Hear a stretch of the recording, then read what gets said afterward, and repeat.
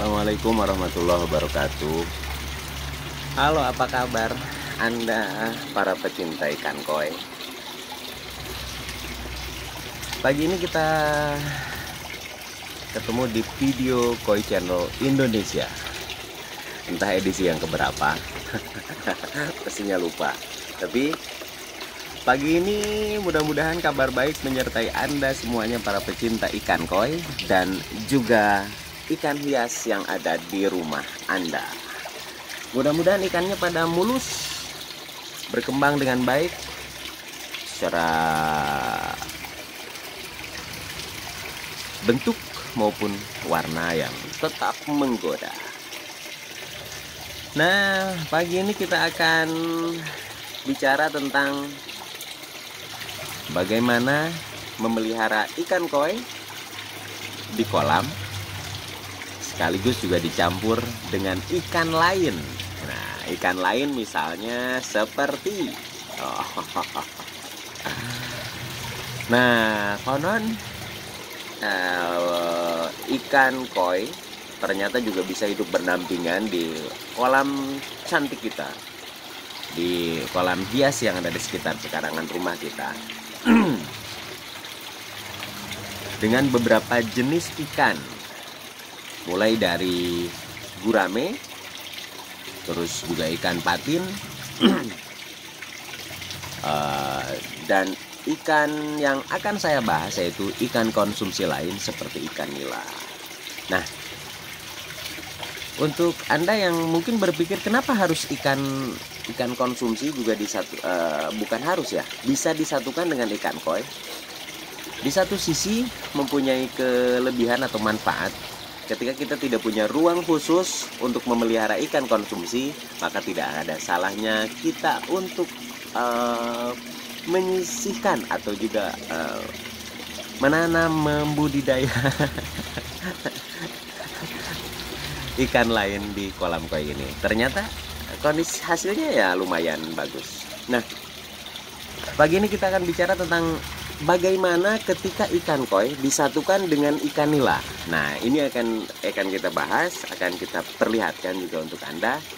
Nah, di kolam saya ini beberapa hari terakhir atau beberapa pekan terakhir sudah diisi dengan sejumlah ikan yang mungkin sudah terbiasa kita lihat di sekitar kita, dan ikan ini juga laris manis di pasaran. Nah, ini ada saya di kolam ini menyimpan sekitar 15 ekor ikan nila. Nah, bagaimana jadinya jika ikan koi disatukan dengan ikan nila di kolam? Nah, ini saya memelihara ikan nila. Memang dari sisi keuntungan untuk ikan koinya sendiri relatif minim ya, relatif minim. Tetapi di satu sisi ya, kita memanfaatkan lahan, memanfaatkan kolam untuk menanam ikan konsumsi, sehingga jika kita menginginkan untuk misalkan membakar, bikin cobek, bikin ikan nila goreng, tidak harus pergi jauh-jauh ke pasar. Ketika ikan sudah besar, maka kita tinggal memanennya. Oke, nah diisi dengan ikan nila ternyata tidak banyak berpengaruh bagi ikan koi di kolam kita, terutama ketika ikan koi sudah kondisinya besar ya, sudah kondisinya lebih dari 40 cm. Kecuali ketika ikan nila dan koi disatukan dalam ukuran yang sama, maka akan berdampak pada sisi pakan, karena ikan nila lebih olok kata orang Sunda ya, lebih menguasai untuk merebut makanan yang kita tabur ke kolam, yang kita kasih ke kolam. Nah, ikan nila ini juga selain sebagai ikan konsumsi yang bisa kita panen, kalau ikan hias kan gimana ya kalau kita konsumsi, ngeri kan? Nah, tapi ketika ikan nila mungkin meskipun setelah kita tanam ya rasa sayang, rasa kasihan kita ketika kita mau makan juga bakal muncul, karena setiap hari kita ketemu, setiap hari kita bercengkrama dengan mereka. Nah, tapi tidak ada salahnya jika memanfaatkan kolam Anda dengan menanam ikan nila.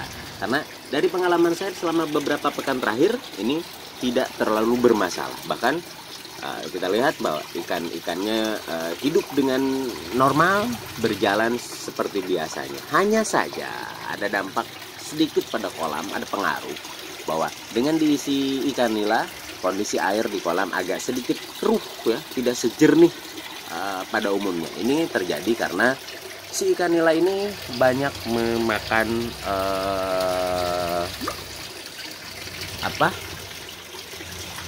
lumut-lumut yang ada di kolam, sehingga kondisi lumut yang diacak-acak atau dikonsumsi sama ikan nila ini akan sedikit bertebaran begitu. Nah, selain ikan nila ya yang kita bisa panen dan bisa kita konsumsi dengan menggunakan area kolam hias, ikan koi ini juga katanya bisa disatukan dengan ikan gurame, ikan pari, ikan konsumsi lain seperti ikan patin, terus juga mungkin sama ikan mas sendiri ya, karena hampir satu keluarga dengan ikan mas. Jadi tidak ada salahnya kita manfaatkan kondisi kolam di sekitar kita, di ruang lingkup kita dengan ikan konsumsi. Ini dari pengalaman kita, dari pengalaman yang saya lakukan di kolam, bahwa tidak terlalu menjadi masalah ketika ikan nila atau ikan konsumsi kita satukan dengan ikan koi. Hanya saja mungkin tidak terlalu banyak porsinya, karena ya tadi, pertama, si nila ini ketika sudah besar nanti bakal lebih menguasai, bakal lebih dominan dalam mendapatkan pakan, dalam menguasai pakan atau mengkonsumsi pakan yang kita tebar, yang kita berikan ke kolam ya, sehingga akan berpengaruh pada kebutuhan pakan untuk ikan koi kita ya. Nah, selain ikan nila di kolam saya ini juga saya pernah tapi sudah mengisi ikan-ikan lain. Konon katanya bahwa ikan-ikan lain yang saya simpan, yang saya tanam di kolam ikan koi ini juga bisa berfungsi ya. Nah, salah satunya adalah ikan kapiat. Ikan kapiat ikan kapiat tuh di bawah ya. Ikan kapiat ini saya tanam di kolam koi, berfungsi untuk membersihkan kotoran. Oh, ini posisinya sebagai office boy. Sebagai bagian dari kegiatan umum di kantor-kantor ya. Nah, mereka kalau kita perhatikan sering sekali ketika ikan koi kita beri makan, maka mereka adalah pihak pertama yang menyambar kotoran-kotoran ikan koi kita. Jadi fungsinya adalah sebagai pembersih kolam. Nah, ikan kapiat, saya tanam ikan kapiat sekitar 7 ekor di sini di populasi kolam ukuran 170-250 ya.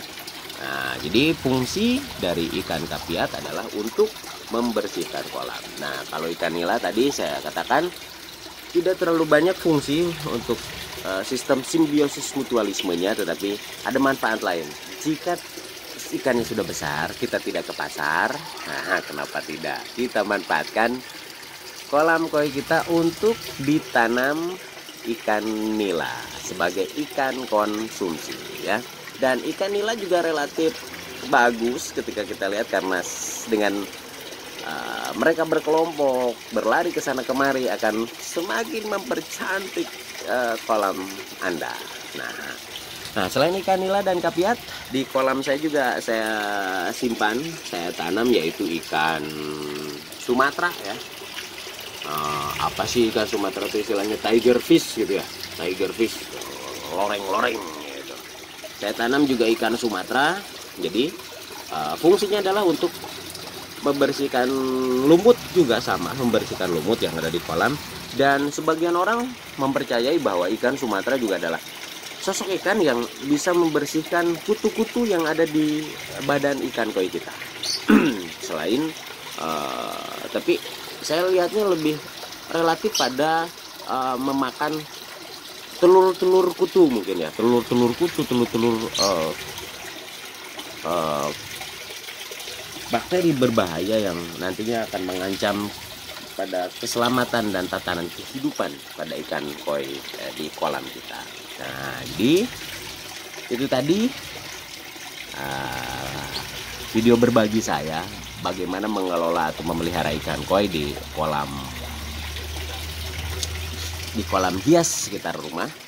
Nah, ternyata ikan koi juga tidak hanya bisa hidup sendirian, hidup pada komunitasnya, pada kelompoknya, tapi juga bisa berbaur dengan ikan-ikan lain yang biasa kita temukan di sekitar kita dalam keseharian kita.